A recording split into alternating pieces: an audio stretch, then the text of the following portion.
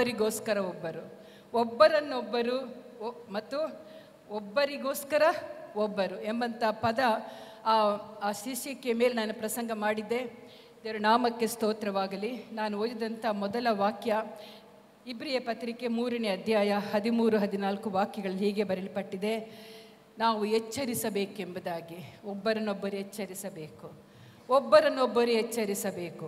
ಓದುವಂಥ ವಾಕ್ಯ, ನಿಮ್ಮಲ್ಲಿ ಒಬ್ಬರಾದರೂ ಪಾಪದಿಂದ ಮೋಸ ಹೋಗಿ ಕಠಿಣರಾಗದಂತೆ ಈ ಹೊತ್ತು ಎಂಬ ಕಾಲವು ಇರುವ ತನಕ ಪ್ರತಿನಿತ್ಯವೂ ಒಬ್ಬರನ್ನೊಬ್ಬರು ಎಚ್ಚರಿಸಿರಿ. ಇದು ದೇವರ ವಾಕ್ಯ ಹೇಳ್ತಾ ಇದೆ. ಈ ಹೊತ್ತು, ಈ ಸಮಯ, ಈ ದಿನ, ಈ ವರ್ಷ, ಈ ತಿಂಗಳು, ಈ ನಿಮಿಷ ಇರುವ ತನಕ, ಹಲ್ಲೆಲೂಯಾ, ಈ ಲೋಕ ಇರುವ ತನಕ ನಾವೇನು ಮಾಡಬೇಕಂತೆ? ಒಬ್ಬರನ್ನೊಬ್ಬರು ಎಚ್ಚರಿಸಬೇಕು. ಹಲ್ಲೆಲೂಯಾ. ಯಾಕೆ ಪದಗಳೆಲ್ಲ ಬರೆಯಲ್ಪಟ್ಟಿದೆ? ಯಾಕೆ ಬರೆಯಲ್ಪಟ್ಟಿದೆ ಅಂದರೆ, ಮನುಷ್ಯರು ಬಿದ್ದು ಹೋಗುವುದು ಸಹಜ, ಮಾನವನು ಬಿದ್ದು ಹೋಗುವುದು ಸಹಜ. ಆತನು ಪಾಪದ ನಿಮಿತ್ತ ಪಾಪಕ್ಕೆ ಒಳಗಾಗಿ ತನ್ನ ಜೀವಿತವನ್ನು ಪಾಪಕ್ಕೆ ಅಳವಡಿಸಿಕೊಂಡು ಪಾಪದ ನಿಮಿತ್ತ ದೇವರಿಂದ ದೂರವಾಗುವುದು ಸಹಜವಾದ ಸಂಗತಿ. ಹಲ್ಲೆಲೂಯಾ. ಅದಕ್ಕಾಗಿ ದೇವರ ವಾಕ್ಯ ಇಲ್ಲಿ ಪೌಲನು ಹೇಳ್ತಾ ಇದ್ದಾನೆ, ಒಬ್ಬರನ್ನೊಬ್ಬರು ಎಚ್ಚರಿಸಿರಿ. ಈ ಹೊತ್ತು ದಿನ, ಈ ಸಮಯ, ಈ ವರ್ಷ, ಈ ತಿಂಗಳು, ಈ ಗಳಿಗೆ ಇರುವ ತನಕನು ಒಬ್ಬರನ್ನೊಬ್ಬರು ಎಚ್ಚರಿಸಿರಿ ಎಂಬುದಾಗಿ ನಮಗೆ ಇವತ್ತು ಅಭಯ ವಾಗ್ದಾನ ಮಾಡ್ತಾ ಇದ್ದಾನೆ. ಹಲ್ಲೆಲೂಯಾ.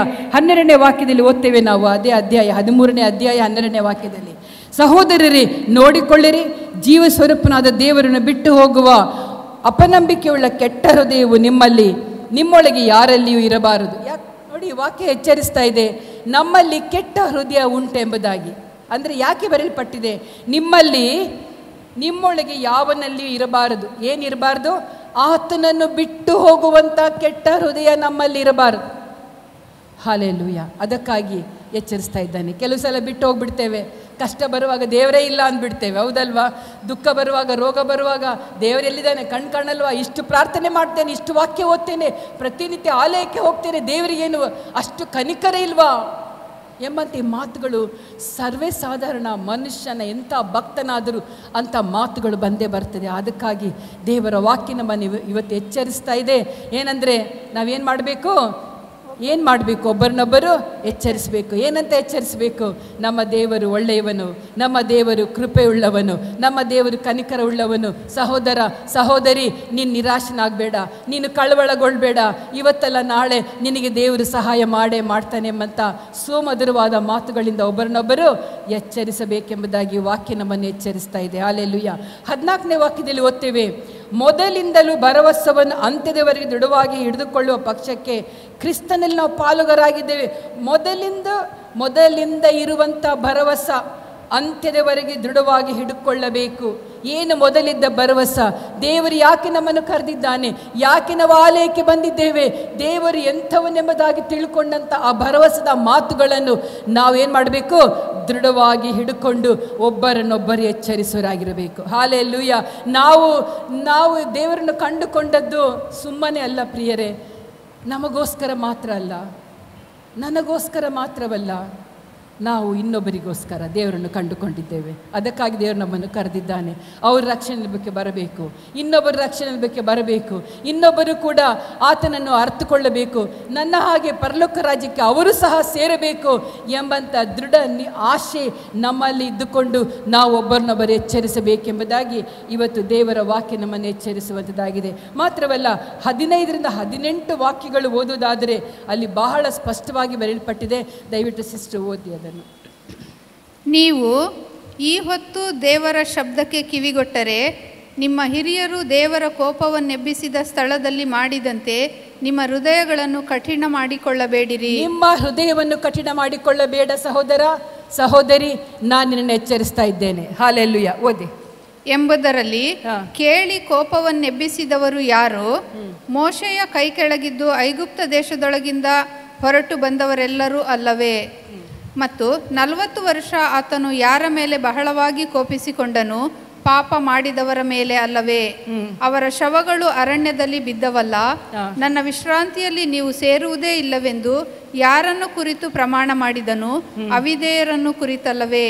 ಅವರು ಸೇರಲಾರದೆ ಹೋದದ್ದು ಅಪನಂಬಿಕೆಯಿಂದಲೇ ಎಂದು ತಿಳಿದುಕೊಳ್ಳುತ್ತೇವೆ. ಅವರು ಸೇರಲಾರದೆ ಹೋದದ್ದು ಅಪನಂಬಿಕೆಯಿಂದಲೇ ಎಂದು ತಿಳ್ಕೊಳ್ಳುತ್ತೇವೆ.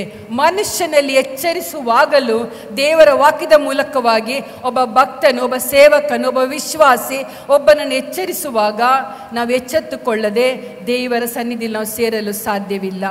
ಅವಿಧೇಯರಾದಂಥ ಜನರು, ಅವಿಧೇಯರಾಗಿರುವಂಥ ಒಬ್ಬ ಮನುಷ್ಯನು ದೇವರ ರಾಜ್ಯಕ್ಕೆ ಸೇರಲು ಸಾಧ್ಯವಿಲ್ಲ ಎಂಬುದಾಗಿ ನಾವು ತಿಳಿಸಬೇಕು, ಅವರನ್ನು ಎಚ್ಚರಿಸಬೇಕು. ಮಗನೇ, ಮಗಳೇ, ಸಹೋದರ, ಸಹೋದರಿ, ದೇವರು ಈ ಥರ ಹೇಳ್ತಾ ಇದ್ದಾನೆ, ನಾವು ನಿನ್ನನ್ನು ಎಚ್ಚರಿಸಬೇಕೆಂಬುದಾಗಿ ಹೇಳ್ತಾ ಇದ್ದಾನೆ. ದಯವಿಟ್ಟು ಎಚ್ಚೆತ್ತುಕೋ.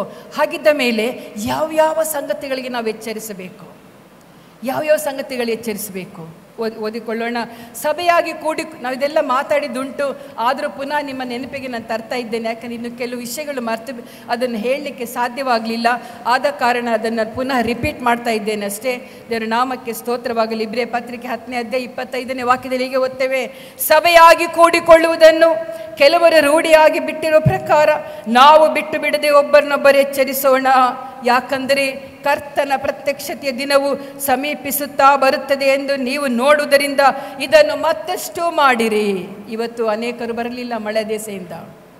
ಮಳೆ ನಮಗೆ ತೊಂದರೆ ಪಡಿಸಬಹುದು. ಅನೇಕ ಲೋಕದ ಸಂಗತಿಗಳು, ಪ್ರಕೃತಿಗಳು, ರೋಗಗಳ ನಿಮಿತ್ತ ನಾವು ದೇವರ ಸನ್ನಿಧಿಯಲ್ಲಿ ಬರಲಾರದಾಗ ಅಡ್ಡಿಗಳು ತರಬಹುದು. ಆದರೂ ನಾವೇನು ಮಾಡಿ, ದೇವರ ವಾಕ್ಯ ಹೇಳ್ತದೆ ಇದೆಲ್ಲ ನಮಗೆ ವಿಶೇಷವಲ್ಲ. ಸಹೋದರ, ಸಹೋದರಿ, ನಾವು ದೇವರ ಸಾನ್ನಿಧ್ಯವನ್ನು ಅಲಕ್ಷ್ಯ ಮಾಡಬಾರದು ಎಂಬುದಾಗಿ ಎಚ್ಚರಿಸಬೇಕು. ಸಭೆಯಾಗಿ ಕೂಡಿಕೊಳ್ಳುವುದನ್ನು ಏನಂತ ಯಾರು ಕೆಲವರು ರೂಢಿಯಾಗಿ ಬಿಟ್ಟಿದ್ದಾರೆ. ಯಾಕೆ ಸಭೆಗೆ ಹೋಗಬೇಕು? ಆನ್ಲೈನ್ ನೋಡಿದ್ರೆ ಸಾಕು, ದೇವರ ವಾಕ್ಯ ನಮಗಿದೆ, ನಾವೇ ಓದ್ಕೊಂಡು ಪ್ರೇಯರ್ ಮಾಡಿದ್ರೆ ಸಾಕು, ಯಾಕೆ ಹೋಗಬೇಕೆಂಬುದಾಗಿ ಅದನ್ನು ನಿರ್ಲಕ್ಷ್ಯ ಮಾಡೋರಾಗಿದ್ದಾರೆ. ಆದರೆ ದೇವರ ವಾಕ್ಯ ಏನು ಹೇಳ್ತಿದೆ ಅಂದರೆ, ಸಭೆಯಾಗಿ ಕೂಡಿಕೊಳ್ಳುವುದನ್ನು ಕೆಲವರು ರೂಢಿಯಾಗಿ ಬಿಟ್ಟಿರೋ ಪ್ರಕಾರ ನೀನು ಬಿಟ್ಟು ಬಿಡದೆ ಏನು ಮಾಡಬೇಕಂತೆ? ಒಬ್ಬರನ್ನೊಬ್ಬರು ಎಚ್ಚರಿಸೋಣ. ಯಾಕೆ ಎಚ್ಚರಿಸಬೇಕು?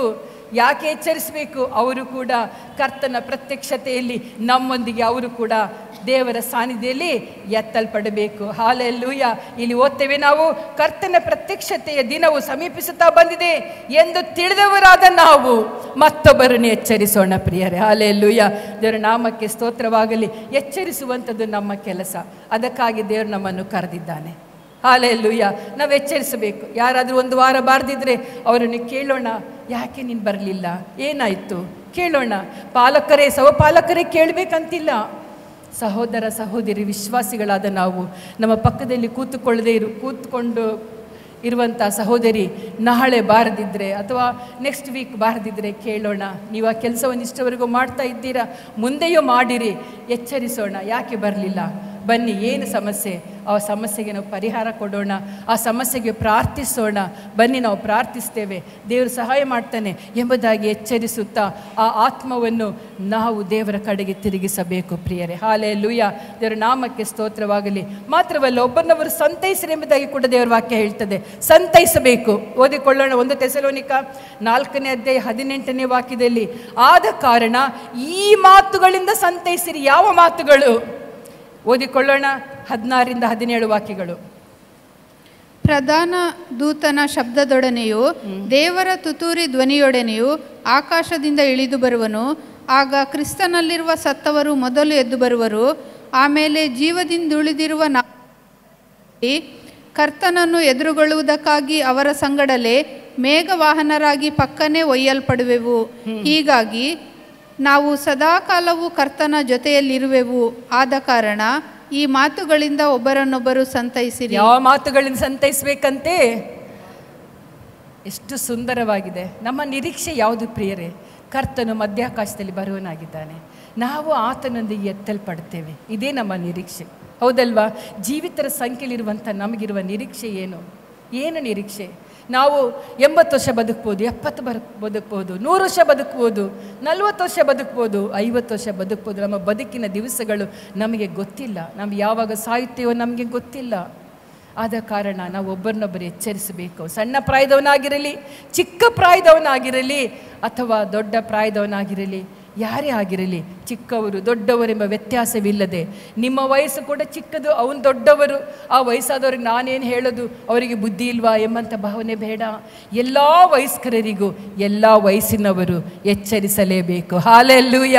ಎಲ್ಲ ವಯಸ್ಸಿನವರಿಗೂ ಎಲ್ಲ ವಯಸ್ಸಿನವರು ಎಚ್ಚರಿಸಲೇಬೇಕಾದ ಒಂದು ಸಂಗತಿ ಏನೆಂದರೆ, ನಮ್ಮ ಕರ್ತನು ಆಜ್ಞಾ ಘೋಷದೊಡನೆ, ಆತನು ಪ್ರಧಾನ ದೂತನ ಶಬ್ದದೊಡನೆ ಆತನು ಏನು ಮಾಡ್ತಾನೆ, ಆಕಾಶದಿಂದ ಇಳಿದು ಬರ್ತಾನೆ. ಆಗ ಏನಾಗುತ್ತದೆ, ಆಗ ಕ್ರಿಸ್ತನಲ್ಲಿ ಸತ್ತವರು ಮೊದಲು ಎದ್ದು ಬರ್ತಾರೆ. ಪ್ರಿಯ ಸಹೋದರನೇ, ಸಹೋದರಿಯೇ, ಮೊದಲು ಎದ್ದು ಬರ್ತಾರೆ.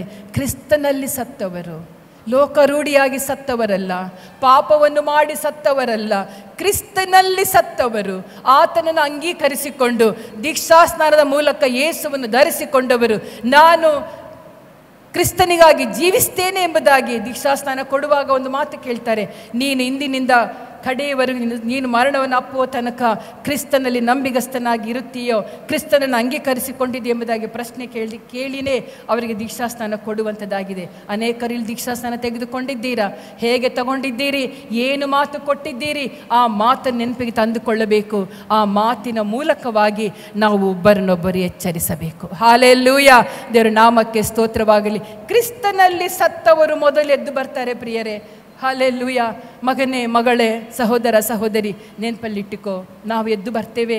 ಈ ಲೋಕದ ಸಂಗತಿಗಳು ವಿಶೇಷವಲ್ಲ, ಈ ಲೋಕದ ಆಡಂಬರಗಳು, ಈ ಲೋಕದ ಸುಖ ಸಂತೋಷ ಅದು ಶಾಶ್ವತವಲ್ಲ. ರೋಗ ಬರ್ತದೆ, ಹೋಗ್ತದೆ. ಇವತ್ತು ಟ್ರೀಟ್ಮೆಂಟ್ ತೆಗೆದುಕೊಂಡ್ರೆ ರೋಗ ಹೋಗ್ತದೆ, ಬರ್ತದೆ, ಪುನಃ ಬರುತ್ತದೆ. ಶಾಶ್ವತವಾಗಿ ರೋಗ ನಿವಾರಣೆ ಆಗುವುದಿಲ್ಲ. ಯಾರಿಗಾದರೂ ಶಾಶ್ವತ ನಿವಾರಣೆ ಆಗಿದೆಯಾ? ಏನಾದರೂ ಒಂದು ಬಲಹೀನತೆಗಳು ಇದ್ದೇ ಇರ್ತದೆ. ಬಲಹೀನತೆ ಇಲ್ಲದೆ ಯಾರೂ ಈ ಲೋಕವನ್ನು ಬಿಟ್ಟು ಹೋಗುವುದಿಲ್ಲ. ಹಾಲೆಲ್ಲೂಯ. ಬಲಹೀನತೆ ಇಲ್ಲದೆ, ಒಂದು ವೇಳೆ ಯಾವ ರೋಗವಿಲ್ಲದೆ ಒಬ್ಬ 100 ವರ್ಷ, 112 ವರ್ಷ, 120 ವರ್ಷ ಬದುಕಿದಾನಂದರೆ ಏನು ಸಹಜವಾದ ಕಾಯಿಲೆ ಅಂತ ಹೇಳ್ತಾರೆ. ಸಹಜ ಕಾಯಿಲೆಯಿಂದ ಸತ್ತಿದ್ದಾರೆ ಎಂಬುದಾಗಿ ಹೇಳ್ತೇವೆ. ಹಾಲೆಲ್ಲೂಯ. ಎಂಥದೇ ಇರಲಿ, ಒಬ್ಬ ಸಾವನ್ನಪ್ಪಬೇಕಾದರೆ, ಸಹಜ ಕಾಯಿಲೆ ಇರಲಿ, ಯಾವುದೇ ಕಾಯಿಲೆಗಳಿರಲಿ, ಅವನು ರೋಗವನ್ನು ಅಪ್ಪದೆ ಅಥವಾ ಬಲಹೀನತೆಯನ್ನು ಅಪ್ಪದೆ ಈ ಲೋಕವನ್ನು ಬಿಟ್ಟು ಹೋಗಲಿಕ್ಕೆ ಸಾಧ್ಯವಿಲ್ಲ. ಹಾಲೆಲ್ಲೂಯ. ದೇವರ ನಾಮಕ್ಕೆ ಸ್ತೋತ್ರವಾಗಲಿ. ಇಲ್ಲಿ ಕ್ರಿಸ್ತನಲ್ಲಿ ಸತ್ತವರು ಮೊದಲೆದ್ದು ಬರುವರು. ಆಮೇಲೆ ಜೀವದಿಂದ ಉಳಿದಿರುವ ನಾವು ಅಂತರಿಕ್ಷದಲ್ಲಿ ಕರ್ತನನ್ನು ಎದುರುಗೊಳ್ಳುವುದಕ್ಕಾಗಿ ಆತನ ಸಂಗಡಲೇ ಮೇಘವಾಹನರಾಗಿ ಪಕ್ಕನೆ ಒಯ್ಯಲ್ಪಡುವೆವು. ಹೀಗಾಗಿ ನಾವು ಸದಾಕಾಲ ಕರ್ತನ ಜೊತೆಯಲ್ಲಿರುವೆವು. ಆದ ಕಾರಣ ಈ ಮಾತುಗಳಿಂದ ಒಬ್ಬರನ್ನೊಬ್ಬರು ಎಚ್ಚರಿಸಿರಿ. ಸುಂದರವಾದಂಥ ಒಂದು ಮಾತು. ಇದು ಓದುವಾಗ ನನಗೊಂದು ನಿರೀಕ್ಷೆ ಉಂಟಾಗ್ತದೆ. ಪ್ರತಿನಿತ್ಯವೂ ಇದು ಓದುವಾಗ ಏನಾಗ್ತದೆ ಅಂದರೆ, ನಮ್ಮ ಲೋಕ ಇದಲ್ಲ, ನಮ್ಮ ಸ್ಥಾನಮಾನ ಇದಲ್ಲ, ನಮಗೆ ಇರುವಂಥ ಸ್ಥಾನಮಾನವೇ ಬೇರೆ ಇದೆ, ನಮ್ಮ ಲೋಕವೇ ಬೇರೆ ಇದೆ. ನಾವು ಈ ಲೋಕದಲ್ಲಿ ಕಷ್ಟ ಅನುಭವಿಸ್ತಾ ಇದ್ದೇವೆ, ನಿಜ. ಈ ಲೋಕದಲ್ಲಿ ನಮಗೆ ಯಾರು ನಮ್ಮನ್ನು ಅಸಡ್ಡೆ ಮಾಡಿದರು, ದೇವರು ನಮ್ಮನ್ನು ಅಸಡ್ಡೆ ಮಾಡುವ ದೇವರಲ್ಲ. ನಮಗೊಂದು ನಿತ್ಯವಾದ ರಾಜ್ಯವನ್ನು ಆತನು ಇಟ್ಟಿದ್ದಾನೆ. ನಾವು ಆತನೊಂದಿಗೆ ಪರಲೋಕದಲ್ಲಿ ಜೀವಿಸುವರಾಗಿದ್ದೇವೆ. ಹಾಲೆಲ್ಲೂಯ. ಆತನ ಜೊತೆಯಲ್ಲಿರುವೆವು ಎಂಬುದಾಗಿ ಆ ವಾಕ್ಯ ಹೇಳುತ್ತದೆ. ಮನೆಗೆ ಹೋಗಿ ಓದಿ ನೋಡಿ, ನಮಗೆ ಆದರಣೆ ಸಿಗ್ತದೆ ಪ್ರಿಯರೇ. ನಾವು ಆತನ ಜೊತೆಯಲ್ಲಿರ್ತೇವೆ. ಹಾಲೆಲ್ಲೂಯ. ಈ ಲೋಕದಲ್ಲಿ ಮಕ್ಕಳು ನಮ್ಮ ಜೊತೆಯಲ್ಲಿರುವುದಿಲ್ಲ, ಗಂಡ ನಮ್ಮ ಜೊತೆಯಲ್ಲಿರುವುದಿಲ್ಲ, ಹೆಂಡತಿ ನಮ್ಮ ಜೊತೆಯಲ್ಲಿರುವುದಿಲ್ಲ. ಆದರೆ ಸದಾ ಕಾಲ ನಮ್ಮ ಜೊತೆಯಲ್ಲಿರುವವನು ಯಾರು?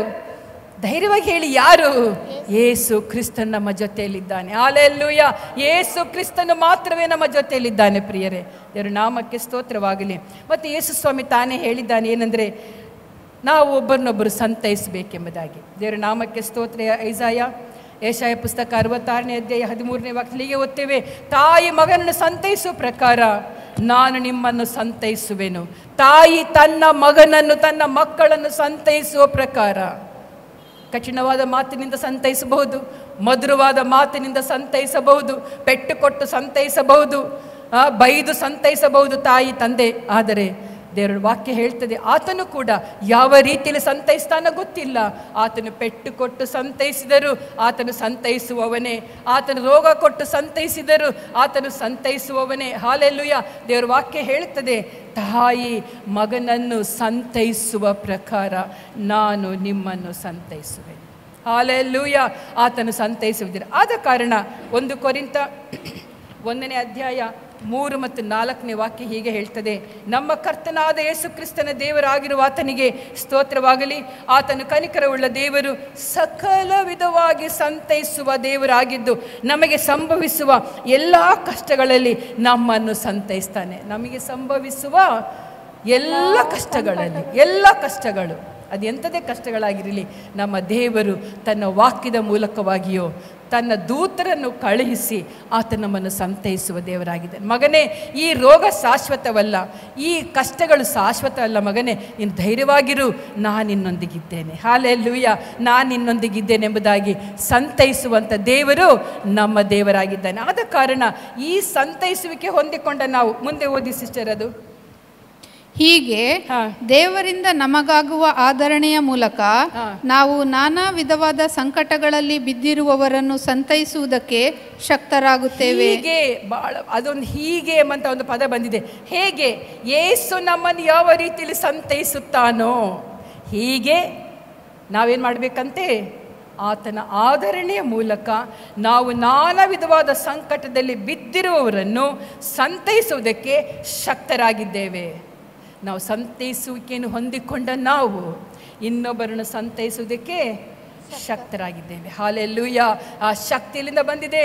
ನಾವು ಆತನಿಂದ ಸಂತೈಸುವಿಕೆಯನ್ನು ಹೊಂದಿಕೊಂಡಿದ್ದೇವೆ. ಹಲ್ಲೆಲೂಯಾ, ದೇವರ ನಾಮಕ್ಕೆ ಸ್ತೋತ್ರವಾಗಲಿ. 1 ಥೆಸಲೋನಿಕ 5:11 ಓದ್ತೇವೆ, ಆದುದರಿಂದ ನೀವು ಈಗ ಮಾಡುತ್ತಿರುವ ಪ್ರಕಾರವೇ, ಬಹಳ ಗಮನ ಕೊಟ್ಟು ಕೇಳಿ, ನೀವು ಈಗ ಮಾಡುತ್ತಿರುವ ಪ್ರಕಾರವೇ ಒಬ್ಬರು ಸಂತೈಸಿಕೊಳ್ಳುತ್ತಾ ಒಬ್ಬರ ಭಕ್ತಿಯನ್ನೊಬ್ಬರು ವೃದ್ಧಿಪಡಿಸುತ್ತಾ ಇರ್ರಿ.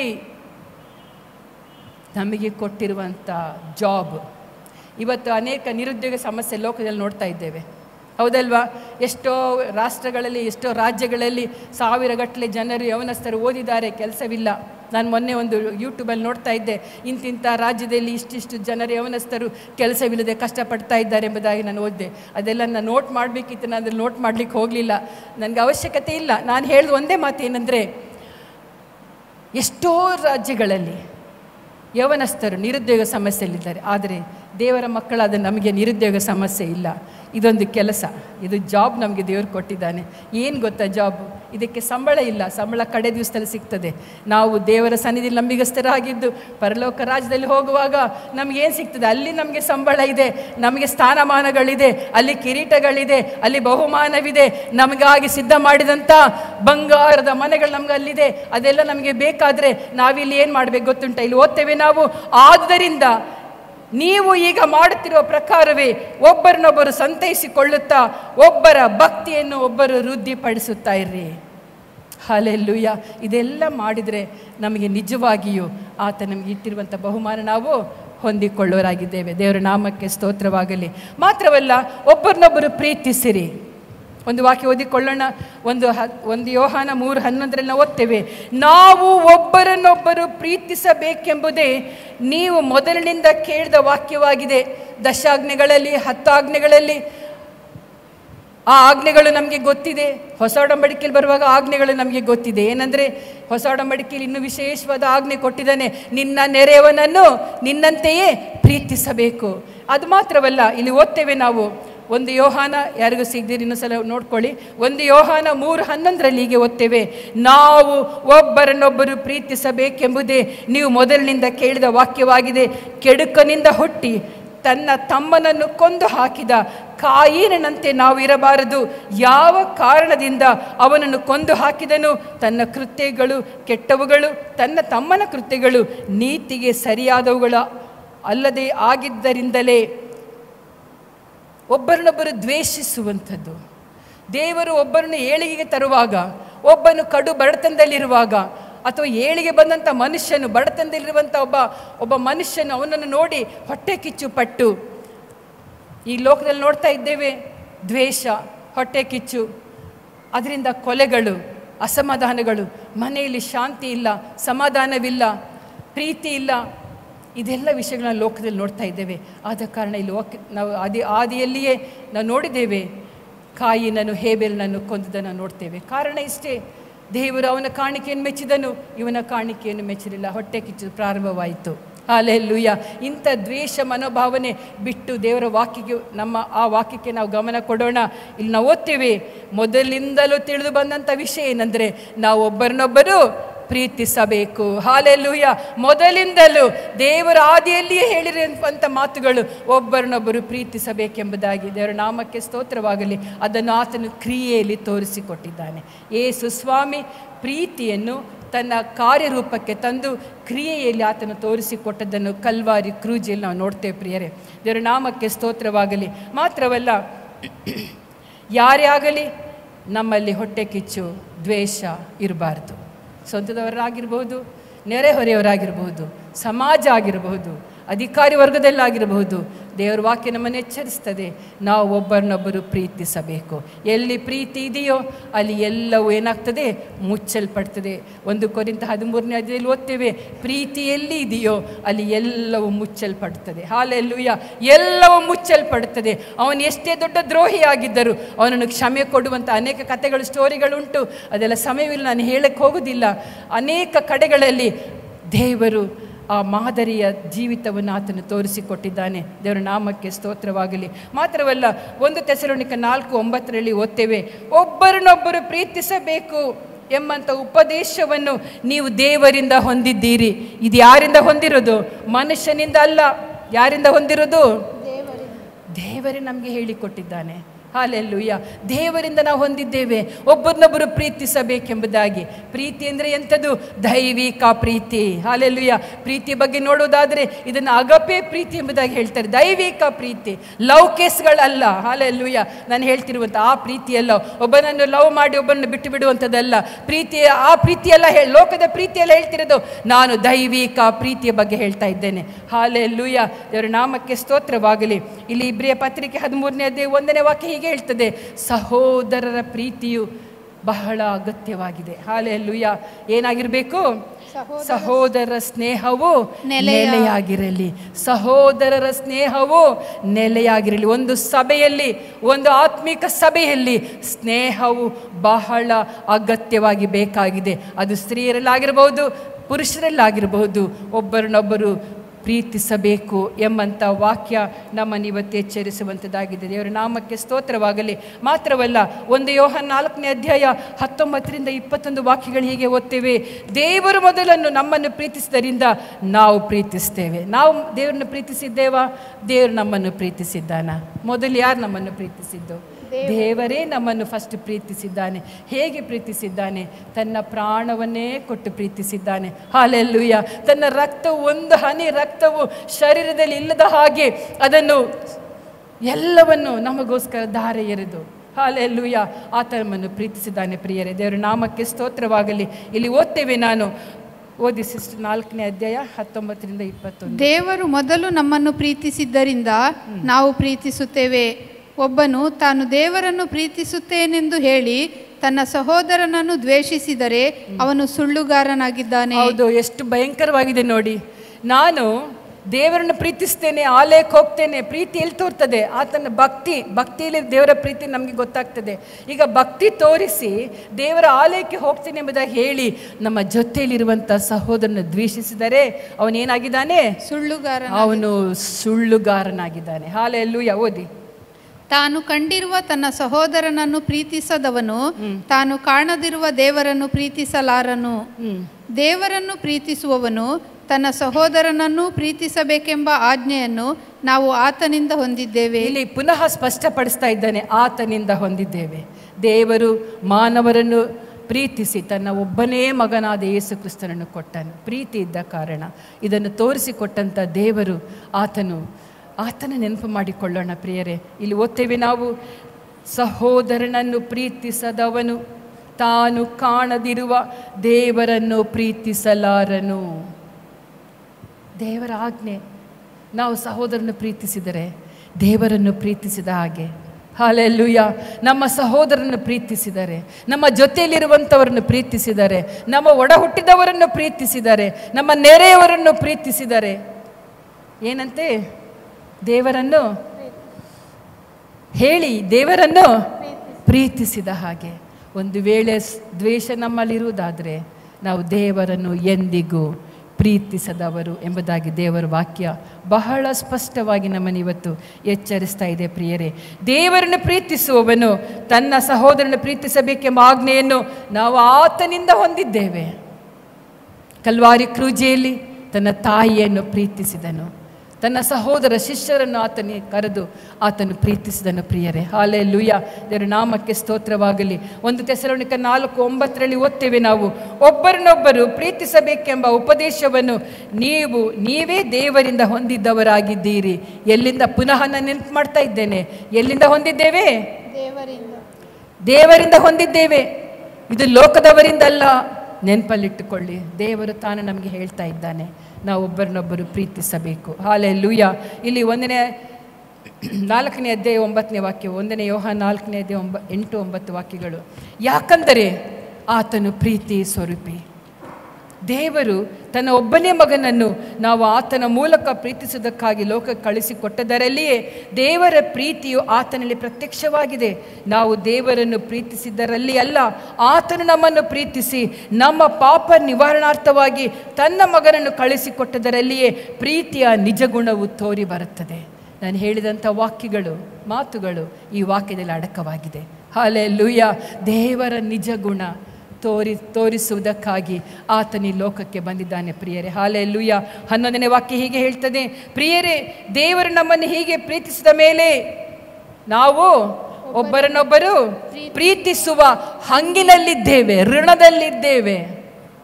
ಸರ್ವೇ ಸಾಧಾರಣವಾಗಿ ಬಿಟ್ಟು ಬಿಡಬೇಡಿ ಪ್ರಿಯರೇ, ಇದು ಶುಡ್ ಆ್ಯಂಡ್ ಮಸ್ಟ್ ಮಾಡಲೇಬೇಕು. ನಾವು ಅದರ ಹಂಗಿನಲ್ಲಿದ್ದೇವೆ, ಆ ಋಣದಲ್ಲಿದ್ದೇವೆ. ದೇವರು ಪ್ರೀತಿಸಿದರಿಂದ ನಾವು ಇನ್ನೊಬ್ಬರನ್ನು ಪ್ರೀತಿಸಲೇಬೇಕು. ಹಲ್ಲೆಲೂಯ, ದೇವರ ನಾಮಕ್ಕೆ ಸ್ತೋತ್ರವಾಗಲಿ. ಮಾತ್ರ 16ನೇ ವಾಕ್ಯದಲ್ಲಿ ಹೀಗೆ ಓದ್ತೇವೆ, ದೇವರು ನಮ್ಮಲ್ಲಿಟ್ಟಿರುವ ಪ್ರೀತಿಯನ್ನು ನಾವು ತಿಳಿದುಕೊಂಡಿದ್ದೇವೆ, ಅದನ್ನು ನಂಬಿದ್ದೇವೆ. ದೇವರು ಪ್ರೀತಿ ಸ್ವರೂಪಿ. ಪ್ರೀತಿಯಲ್ಲಿ ನೆಲೆಗೊಂಡಿರುವವನು ದೇವರಲ್ಲಿ ನೆಲೆಗೊಂಡಿದ್ದಾನೆ, ದೇವರು ಅವನಲ್ಲಿ ನೆಲೆಗೊಂಡಿದ್ದಾನೆ. ನೋಡಿ ಎಷ್ಟು ಚೆನ್ನಾಗಿದೆ ಪ್ರೀತಿ ಎಂಬ ಪದ. ಹಲ್ಲೆಲೂಯ. ದೇವರನ್ನು ಪ್ರೀತಿಸುವವನು ಏನಾಗಿದೆ? ನಾವು ಸಹೋದರನ್ನು ಪ್ರೀತಿಸಿದರೆ ನಾವು ದೇವರನ್ನು ಪ್ರೀತಿಸಿದಂತೆ, ಒಂದನೇದು. ಎರಡನೇದು ಏನಂತೆ? ನಾವು ಆತನಲ್ಲಿ ನೆಲೆಗೊಂಡಿರ್ತೇವಂತೆ. ಸಹೋದರನ್ನು ಪ್ರೀತಿಸಿದರೆ ನಾವೇನಾಗಿರುತ್ತೆ? ದೇವರಲ್ಲಿ ನೆಲೆಗೊಂಡವರೆಂಬುದಾಗಿ ಆತನು ಪರಿಗಣಿಸ್ತಾನೆ. ಹಲ್ಲೆಲೂಯ. ಇದು ಸುಮ್ಮನೆ ಆದಂಥ ದೇವರ ವಾಕ್ಯ ಅಲ್ಲ ಪ್ರಿಯರೇ. ಇವುಗಳೆಲ್ಲವನ್ನು ತೆಗೆದುಕೊಂಡು ನಾವು ಒಬ್ಬರನ್ನೊಬ್ಬರು ಎಚ್ಚರಿಸಬೇಕೆಂಬುದಾಗಿ ದೇವರ ವಾಕ್ಯ ನಮಗೆ ಹೇಳುವಂಥದ್ದಾಗಿದೆ. ಇಲ್ಲಿ ರೋಮಪತ್ರಿಕೆ 13ನೇ ಅಧ್ಯಾಯ 8ರಿಂದ 10 ವಾಕ್ಯಗಳು ಓದುವುದಾದರೆ, ಒಬ್ಬರನ್ನೊಬ್ಬರು ಪ್ರೀತಿಸಬೇಕೆಂಬ ಋಣವೇ ಹೊರತು ಬೇರೆ ಯಾವ ಸಾಲವೂ ನಮಗಿರಬಾರದು. ಹಲ್ಲೆಲೂಯ. ಯಾವ ಸಾಲವೂ ನಮಗಿರಬಾರದು. ದೇವರ ನಾಮಕ್ಕೆ ಸ್ತೋತ್ರ. ಮತ್ತೊಬ್ಬರನ್ನು ಪ್ರೀತಿಸುವವನು ಧರ್ಮ ಪ್ರಮಾಣವನ್ನೆಲ್ಲ ನೆರವೇರಿಸಿದ್ದಾನೆ. ಏನು ಮಾಡಿದಾನಂತೆ? ಧರ್ಮ ಪ್ರಮಾಣದ ಎಲ್ಲ ಪ್ರಮಾಣವನ್ನೆಲ್ಲ ನೆರವೇರಿಸುವಂಥದ್ದು ಎಲ್ಲಿದೆ? ಒಬ್ಬರನ್ನೊಬ್ಬರು ಪ್ರೀತಿಸುವುದರಲ್ಲಿದೆ ಪ್ರಿಯರೇ.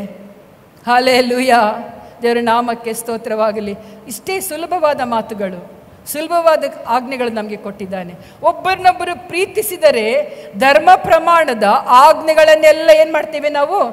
ನೆರವೇರಿಸಿದ ಹಾಗೆ. ಅಷ್ಟರ ಮಟ್ಟಿಗೆ ಆತನು ಪರಿಗಣಿಸ್ತಾನೆ ಪ್ರಿಯರೇ. ನಾವು ಪ್ರೀತಿಸೋಣ, ಕಷ್ಟಗಳಲ್ಲಿ ಸಹಾಯಕಾರ ಆಗೋಣ. ಹಲ್ಲೆಲೂಯ. ದೇವರ ನಾಮಕ್ಕೆ ಸ್ತೋತ್ರ. ಹೇಗೆಂದರೆ, ವ್ಯಭಿಚಾರ ಮಾಡಬಾರದು, ನರಹತ್ಯೆ ಮಾಡಬಾರದು, ಕದಿಯಬಾರದು, ಪರರ ಸೊತ್ತನ್ನು ಆಶಿಸಬಾರದು, ಈ ಮೊದಲಾದ ಎಲ್ಲ ಕಟ್ಟಳೆಗಳು ನಿನ್ನ ನೆರೆಯವನನ್ನು ನಿನ್ನಂತೆಯೇ ಪ್ರೀತಿಸಬೇಕು ಎಂಬ ಒಂದೇ ಮಾತಿನಲ್ಲಿ ಅಡಕವಾಗಿದೆ. ನೋಡಿ, ಪ್ರೀತಿ ಎಂಬುದು ಬಹಳ ಪ್ರಾಮುಖ್ಯವಾದದ್ದು. ಕಲ್ವಾರಿ ಕ್ರೂಜೆಯಲ್ಲಿ ಯೇಸು ಆತನು ಪ್ರಾಣ ಕೊಡುವಾಗ ತಂದೆಯಾದ ದೇವರ ಉದ್ದೇಶ ಏನಾಗಿತ್ತು? ಲೋಕದ ಮಾನವರನ್ನು ಪ್ರೀತಿಸಬೇಕೆಂಬುದೇ. ಹಲ್ಲೆಲೂಯ. ನಾವು ದೇವರಿಂದ ದೂರವಾಗಿದ್ದೆವು. ಆದಾಮ ಹವ್ವಳು ಮಾಡಿದ ಪಾಪದ ನಿಮಿತ್ತ ದೇವರಿಂದ ನಾವು ದೂರವಾದಂಥ ನಮ್ಮನ್ನು ಆತನು ಪ್ರೀತಿಸಿದನು. ಹಲ್ಲೆಲೂಯ. ಇಲ್ಲಿ ಓದ್ತೇವೆ, ಕದಿಯಬಾರದೆಂಬ ದಶಾಜ್ಞೆಗಳಲ್ಲಿ ಒಂದು, ಪರರ ಸೊತ್ತನ್ನು ಆಶಿಸಬಾರದು ಎಂಬುದು ಮತ್ತೊಂದು, ನರಹತ್ಯೆ ಮಾಡಬಾರದು ಮತ್ತೊಂದು, ವ್ಯಭಿಚಾರ ಮಾಡಬಾರದು ಎಂಬುದು ಮತ್ತೊಂದು. ಇವೆಲ್ಲ ಪಾಪಗಳು ಏನಾಗಿದೆ? ಆ ಹಳೆ ಒಡಂಬಡಿಕೆ ಕಾಲದಲ್ಲಿ ದೇವರು ಮೋಶೆ ಮೂಲಕವಾಗಿ ಇಸ್ರಾಯೇಲ್ ಜನಾಂಗಕ್ಕೆ ಕೊಟ್ಟಂಥ ದಶಾಜ್ಞೆಗಳು. ಈ ಆಜ್ಞೆಗಳು ಈಗಲೂ ನಮಗೆ ಅದನ್ನು ಅನುವರಿಸಬೇಕಾಗ್ತದೆ. ಕದಿಯುವನನ್ನು ದೇವರು ಮೆಚ್ಚುವುದಿಲ್ಲ, ಸುಳ್ಳು ಹೇಳುವನು ದೇವರು ಮೆಚ್ಚುವುದಿಲ್ಲ, ಇದೆಲ್ಲೋ ಪಾಪಕ್ಕೆ ಸಮಾನವಾಗಿದೆ.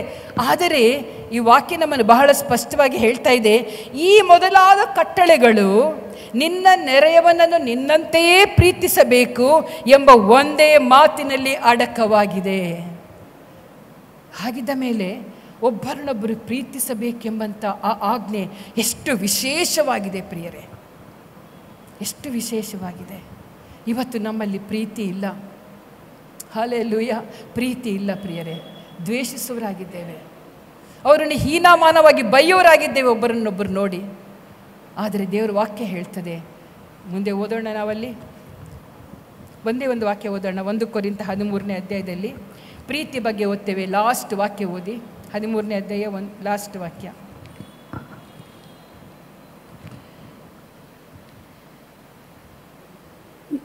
ಹೀಗಿರುವುದರಿಂದ ನಂಬಿಕೆ, ನಿರೀಕ್ಷೆ, ಪ್ರೀತಿ ಈ ಮೂರೇ ನಿಲ್ಲುತ್ತವೆ. ಇವುಗಳಲ್ಲಿ ದೊಡ್ಡದು ಪ್ರೀತಿಯೇ. ಇವುಗಳಲ್ಲಿ ದೊಡ್ಡದು ಪ್ರೀತಿಯೇ. ನಂಬಿಕೆ, ನಿರೀಕ್ಷೆ, ಪ್ರೀತಿ ಮೂರು ಇದೆ. ಈ ಮೂರರಲ್ಲಿ ದೊಡ್ಡದು ಪ್ರೀತಿಯೇ. ಹಾಲೆಲ್ಲೂಯ. ಮಧ್ಯೆ ಬೆರಳು ದೊಡ್ಡದೇ ಪ್ರೀತಿ. ಹಾಲೆಲ್ಲೂಯ, ದೇವರ ನಾಮಕ್ಕೆ ಸ್ತೋತ್ರ. ಒಂದೊಂದು 5 ಒಂದೊಂದು ಬೆರಳುಗಳಲ್ಲಿ ಒಂದೊಂದು ಕಾರ್ಯಗಳ ಬಗ್ಗೆ ನಾವು ಹೇಳ್ಬೋದು. ಮಧ್ಯ ಬೆರಳು ಪ್ರೀತಿಗೆ ಹೋಲಿಕೆಯಾಗಿದೆ ಪ್ರಿಯರೇ. ಹಾಲೆಲ್ಲೂಯ, ದೊಡ್ಡದು ಪ್ರೀತಿಯೇ. ದೇವರ ನಾಮಕ್ಕೆ ಸ್ತೋತ್ರವಾಗಲಿ. ಪ್ರೀತಿನ ಅಳವಡಿಸಿಕೊಳ್ಳೋಣ. ಈ ಲೋಕದಲ್ಲಿ ನಮಗೆ ಪ್ರೀತಿಸುವವರು ಯಾರು ಇಲ್ಲದೇ ಇರುವಂಥ ಆ ಪರಿಸ್ಥಿತಿಗಳಲ್ಲಿ ಆ ಪ್ರೀತಿ ಕೊರತೆ ಯಾರಿಗಿದೆಯೋ ಅವರನ್ನು ಕರೆದು ಅವರನ್ನು ಸತ್ಕರಿಸೋಣ. ಅವರನ್ನು ನಾವು ಸನ್ಮಾನಿಸೋಣ. ಅವರಿಗೆ ಬೇಕಾದ ವಾಕ್ಯಗಳ ಮೂಲಕ ಎಚ್ಚರಿಸೋಣ. ಹಾಲೆಲ್ಲೂಯ, ಇದು ನಾವು ಮಾಡುವಂಥ ವಿಶೇಷವಾದ ಕೆಲಸವಾಗಿದೆ. ನಾವು ನಿರುದ್ಯೋಗಿಗಳಲ್ಲ, ನಾವು ಕೆಲಸ ಉಳ್ಳವರು. ಹಾಲೆಲ್ಲೂಯ, ನಾವು ಜಾಬ್ ಹೊಂದಿಕೊಂಡಿದ್ದೇವೆ. ಆ ಜಾಬನ್ನು ನಿಷ್ಠೆಯಿಂದ ಈ ಲೋಕದಲ್ಲಿ ನಾವು ಮಾಡೋಣ ಪ್ರಿಯರೇ. ದೇವರ ನಾಮಕ್ಕೆ ಸ್ತೋತ್ರವಾಗಲಿ. ಮಾತ್ರವಲ್ಲ, 9 ಫಲಗಳ ಬಗ್ಗೆ ನಾವು ಗಲಾತ್ಯ ಪತ್ರಿಕೆ 5ನೇ ಅಧ್ಯಾಯ 22ರಲ್ಲಿ ಓದ್ತೇವೆ. 9 ಫಲಗಳಲ್ಲಿ ಅದರಲ್ಲಿ ಒಂದು ಫಲ ಪ್ರೀತಿಯಾಗಿದೆ. ಹಾಲೆಲ್ಲೂಯ, ಏನಾಗಿದೆ? ಪ್ರೀತಿಯಾಗಿದೆ. ದೇವರ ನಾಮಕ್ಕೆ ಸ್ತೋತ್ರವಾಗಲಿ. ಮಾತ್ರವಲ್ಲ, ಕ್ರೈಸ್ತ ಸಹೋದರರು ಅಣ್ಣ ತಮ್ಮಂದಿರೆಂದು ನಾವೇನು ಮಾಡಬೇಕು? ರೋಮ 12:10ರಲ್ಲಿ ಓದ್ತೇವೆ. ಕ್ರೈಸ್ತ ಸಹೋದರರು ಅವರು ಅಣ್ಣ ತಮ್ಮಂದಿರೆಂದು ತಿಳಿದು ಓದಿ ಸಿಸ್ಟರ್. ಅದು ಕ್ರೈಸ್ತ ಸಹೋದರರು ಅಣ್ಣ ತಮ್ಮಂದಿರೆಂದು ಒಬ್ಬರನ್ನೊಬ್ಬರು ಪ್ರೀತಿಸಿರಿ. ಮಾನ ಮರ್ಯಾದೆಯನ್ನು ತೋರಿಸುವುದರಲ್ಲಿ ಒಬ್ಬರಿಗಿಂತ ಒಬ್ಬರು ಮುಂದಾಗಿರಿ. ಒಬ್ಬರು ತೋರಿಸ್ತಾ ಇದ್ದಾರೆ, ಅದಕ್ಕೆ ಡಬಲ್ ನೀವು ಮಾಡ್ರಿ. ಹಾಲೆಲ್ಲೂಯ. ಕ್ರೈಸ್ತ ಸಹೋದರರಲ್ಲಿ ಕೆಲವರು ಏನೋ ಸಮಸ್ಯೆಯಲ್ಲಿ ಇರ್ತಾರೆ. ಸಾಲದ ಹೊರೆಯಲ್ಲಿ ಇರ್ಬೋದು, ಒಂದು ವೇಳೆ ರೋಗದಿಂದ ಕಷ್ಟಪಡ್ತಿರ್ಬೋದು, ಹಾಸ್ಪಿಟ್ಲಿದೆಲ್ಲ ಫೀಸ್ ಕಟ್ಟಲಿಕ್ಕೆ ಆಗದೆ ಇರ್ಬೋದು, ಒಬ್ಬರು ಸ್ವಲ್ಪ ಸಹಾಯ ಮಾಡಿರ್ಬೋದು. ಅವರಿಗಿಂತ ಹೆಚ್ಚಾಗಿ ಒಬ್ಬರು ಇದ್ದರೆ, ನಿಮ್ಮಲ್ಲಿದ್ದರೆ ಮಾಡಿರಿ. ಒಬ್ಬರನ್ನೊಬ್ಬರು ನಾವೇನು ಮಾಡಬೇಕು? ಒಬ್ಬರಿಂದ ಒಬ್ಬರಿಗೆ ಡಬ್ಬಲ್ಲಾಗಿ ಮಾಡುವಂಥ ಗುಣ ನಮ್ಮಲ್ಲಿ ಇರಬೇಕು. ಹಾಲೆಲ್ಲೂಯ, ದೇವರ ನಾಮಕ್ಕೆ ಸ್ತೋತ್ರ. ಒಬ್ಬರನ್ನೊಬ್ಬರು ನಾವೇನು ಮಾಡಬೇಕು? ಒಬ್ಬರಿಗಿಂತ ಒಬ್ಬರು ಹೆಚ್ಚಾಗಿ ಸೇವೆ ಮಾಡುವಂಥ ಹಂಗು ಮಾನ ಮರಿ ತೋರಿಸುವುದರಲ್ಲಿ ನಾವು ಒಬ್ಬರಿಗಿಂತ ಒಬ್ಬರು ಮುಂದಾಗೋಣ. ಹಾಲೆಲ್ಲೂಯ, ದೇವರ ನಾಮಕ್ಕೆ ಸ್ತೋತ್ರವಾಗಲಿ. ಮಾತ್ರವಲ್ಲ, ಒಬ್ಬರಿಗೊಬ್ಬರು ಸೇವೆ ಮಾಡಿರಿ. ಒಂದು ವಾಕ್ಯ ಓದಿಕೊಳ್ಳೋಣ. ಗಲಾತ್ಯ ಪತ್ರಿಕೆ 5ನೇ ಅಧ್ಯಾಯ 13ನೇ ವಾಕ್ಯ. ಸಹೋದರರೇ, ನೀವು ಸ್ವತಂತ್ರರಾಗಿರಬೇಕೆಂದು ದೇವರು ನಿಮ್ಮನ್ನು ಕರೆದನು. ಇಲ್ಲಿ ಎಲ್ಲ ಕಡೆ ಸಹೋದರರೇ ಅಂತ ಬರೆಯಲ್ಪಟ್ಟಿದೆ. ಸ್ತ್ರೀಯರಿಗೇನು ಬರೆಯಲ್ಪಟ್ಟಿಲ್ಲ, ನಾವು ಅದರಲ್ಲಿ ಇಲ್ಲ ಅಂತ ನೆನೆಸಬೇಡಿ. ಅಂದರೆ ಇಲ್ಲಿ ಪುರುಷ ಆ ಒಂದು ಪದವನ್ನು ಇಲ್ಲಿ ಉಪಯೋಗಿಸಿದರೂ ಕೂಡ ಅದು ಎಲ್ಲರಿಗೆ, ಮಾನವ ಜನಾಂಗಕ್ಕೆ ಅದೇನಾಗಿದೆ? ಹೋಲಿಕೆಯಾಗಿದೆ. ಹಾಲೆಲ್ಲೂಯ. ಇದರಲ್ಲಿ ಸ್ತ್ರೀ ಪುರುಷ ಎಂಬ ಭೇದ ಇಲ್ಲ. ಹಾಲೆಲ್ಲೂಯ. ಸ್ತ್ರೀ ಮತ್ತು ಪುರುಷ ಎಂಬ ಭೇದವಿಲ್ಲ. ದೇವರ ವಾಕ್ಯ ಸ್ತ್ರೀಯರಿಗೂ ಇದೆ, ಪುರುಷರಿಗೂ ಇದೆ. ದೇವರನ್ನು ಕಂಡುಕೊಂಡಂಥ ಪ್ರತಿಯೊಬ್ಬರಿಗೆ ಬರೆಯಲ್ಪಟ್ಟಂಥ ಒಂದು ವಾಕ್ಯ ಏನಂದರೆ, ಸಹೋದರರೇ, ನೀವು ಸ್ವತಂತ್ರರಾಗಿರಬೇಕೆಂದು ದೇವರು ನಿಮ್ಮನ್ನು ಕರೆದನು. ಸ್ವತಂತ್ರರು ಯಾವುದರಿಂದ ಸ್ವತಂತ್ರರು? ಪಾಪದಿಂದ ಬಿಡುಗಡೆ ಹೊಂದಿ ಕ್ರಿಸ್ತನಲ್ಲಿ ಸ್ವತಂತ್ರರಾಗಿರಬೇಕೆಂದು ದೇವರು ನಿಮ್ಮನ್ನು ಕರೆದಿದ್ದಾನೆ. ಹಾಲೆಲ್ಲೂಯ. ಆದರೆ ನಿಮಗಿರುವ ಸ್ವಾತಂತ್ರ್ಯವನ್ನು ಶರೀರಾಧೀನ ಸ್ವಭಾವಕ್ಕೆ ಆಸ್ಪದವಾಗಿ ಬಳಸದೆ ಪ್ರೀತಿಯಿಂದ ಒಬ್ಬರಿಗೋಸ್ಕರ ಒಬ್ಬರು ಸೇವೆ ಮಾಡಿರಿ. ಹಾಲೆಲ್ಲೂಯ. ನಮ್ಮನ್ನು ಯಾವುದಕ್ಕಾಗಿ ಕರೆದಿದ್ದಾನೆ ಅದನ್ನು ನೆನಪು ಮಾಡಿಕೊಂಡು ಆತನು ಮಾಡಿದ ಸೇವಾ ಕಾರ್ಯಗಳು ಏನು ಈ ಲೋಕದಲ್ಲಿ. ಆತನು 3.5 ವರ್ಷಗಳು ಸೇವೆ ಮಾಡಿದನು. ಹೇಗೆ ಸೇವೆ ಮಾಡಿದನು, ಯಾವ ರೀತಿ ಮಾಡಿದನು. ಹಲ್ಲೆಲೂಯ. ಆತನು ಊಟ ಇಲ್ಲದವರಿಗೆ ಊಟ ಕೊಟ್ಟನು, ರೋಗದಿಂದ ಬಂದವರಿಗೆ ಆತನು ರೋಗ ಸ್ವಸ್ಥತೆಯನ್ನು ಕೊಟ್ಟನು. ಸತ್ತವರು ಸತ್ತಂಥ ಸಮಯದಲ್ಲಿ ಆ ಸತ್ತಂಥ ಶವಗಳನ್ನು ಆತನು ಎಬ್ಬಿಸಿದನು. ಅನೇಕ ಅದ್ಭುತಗಳನ್ನು ಆತನು ಮಾಡಿ ಜನರಿಂದ ಮೆಚ್ಚುಗೆಯನ್ನು ಪಡ್ಕೊಂಡನು. ಹಲ್ಲೆಲೂಯ. ದೇವರ ನಾಮಕ್ಕೆ ಸ್ತೋತ್ರವಾಗಲಿ. ಈ ಒಂದು ಶರೀರ ನಮಗೆ ಕೊಟ್ಟಿರುವಂಥ ಸ್ವಾತಂತ್ರ್ಯವನ್ನು ಶರೀರದೀನ ಸ್ವಭಾವಕ್ಕೆ ಆಸ್ಪದವಾಗಿ ಬಳಸಿಕೊಳ್ಳದೆ ಪ್ರೀತಿಯಿಂದ ಒಬ್ಬರನ್ನೊಬ್ಬರು ಸೇವೆ ಮಾಡಿರಿ. ನಿಮಗೆ ಆರೋಗ್ಯ ಇದೆಯಾ, ನಾವು ಇನ್ನೊಬ್ಬರ ಅನಾರೋಗ್ಯದ ಸಮಯದಲ್ಲಿ ಅವರಿಗೆ ಸಹಾಯ ಮಾಡಿರಿ. ನಿಮಗೆ ಧಾರಾಳವಾಗಿ ಊಟವಿದೆಯಾ, ಊಟ ಇಲ್ಲದವರಿಗೆ ನಿಮ್ಮ ಆಹಾರವನ್ನು ದಾನ ಮಾಡಿರಿ. ಹಲ್ಲೆಲೂಯ. ನಿಮಗೆ ಸಾಕಷ್ಟು ಬಟ್ಟೆಗಳಿದೆಯಾ, ಇಲ್ಲದವರಿಗೆ ದಾನ ಮಾಡಿರಿ. ಹಲ್ಲೆಲೂಯ. ಯೇಸುವೇ, ನಾವು ಆತನು ಮಾಡಿದಂಥ ಎಲ್ಲ ಕಾರ್ಯಗಳು ಆತನು ಯಾವುದನ್ನು ಹೊಂದಿಕೊಳ್ಳಲಿಲ್ಲ, ಆತನು ಯಾವುದನ್ನು ತೆಗೆದುಕೊಂಡು ಹೋಗುವುದಿಲ್ಲ. ಅದೇ ರೀತಿಯಲ್ಲಿ ನಾವು ಸಹ ಯಾವುದನ್ನು ನಾವು ಕೂಡಿಸಿಟ್ಟರೂ ಕೂಡ ಯಾವುದು ನಮ್ಮ ಹಿಂದೆ ಬರಲಾರದು ಎಂಬುದಾಗಿ ದೇವರ ವಾಕ್ಯ ಹೇಳುವಂಥದ್ದಾಗಿದೆ.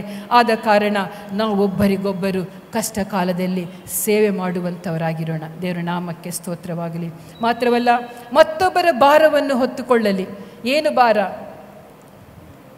ಒಬ್ಬ ದಾರಿಯಲ್ಲಿ ಮೂಟೆ ಹೊತ್ಕೊಂಡು ಹೋಗ್ತಾ ಇದ್ದಾನೆಂದರೆ ಆ ಮೂಟೆ ನೀವು ತೆಗೆದುಕೊಂಡು ಹೋಗಬೇಕಾ?